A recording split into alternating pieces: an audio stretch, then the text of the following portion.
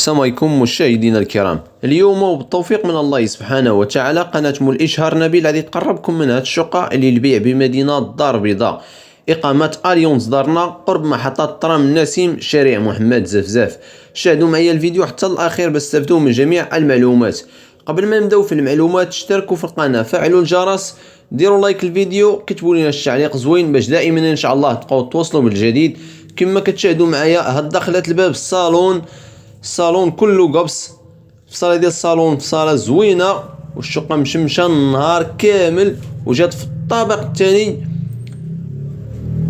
كما كتشوفوا معايا الشميشه داخله حتى لداخل، ومع ذلك مسدود الشارجه، ممكن تبان لكم الشمس داخله.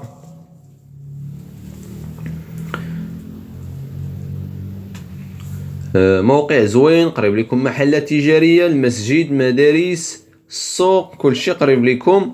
كوزينه كما كتشوفوا معايا، هذه هي الكوزينه، كوزينه كبيره حتى هي. شاهدوا معايا، بارطاجيو هاد الشقه باش توصل للناس اللي مهتمين.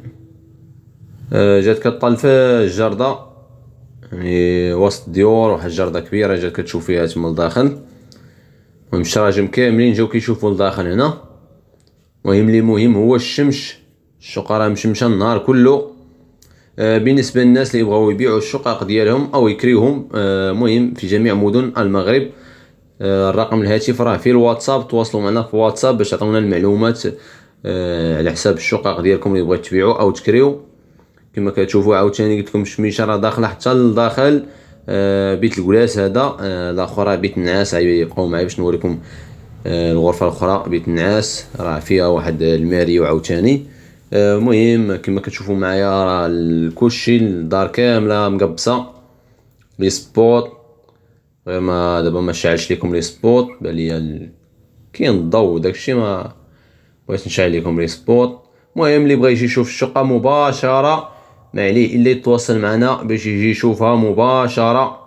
المهم حنا كنحاولوا نقربوا لكم الصوره شويه في الفيديوهات ديال اللي كنحطوا لكم، وانتم هذيك الساعه راه كتجيو عاوتاني كتشوفوا مباشره عاوتاني. عزكم الله. الدوش او الطواليت هي يعني كما كتشوفوا راه مجلجه كامله، والثمن راه مناسب، 31 مليون وقابله للتفاوض. والشقه راه جات في الطابق الثاني، وبهذا الاصلاح هذا كما كتشوفوا معايا فقط 31 مليون وقابله للتفاوض. بيت النعاس كما قلت لكم هالماريو. المهم بالنسبه للناس اللي بغاو يشريو او يكريو عاوتاني في مدن اخرين، يكتبوا لنا في التعاليق واش من مدينه بغيتو باش نقراو التعاليق ديالكم باش نجيبوا لكم فين بغيتو تشريو نتوما او تكريو. المهم كل شيء واضح في الفيديو.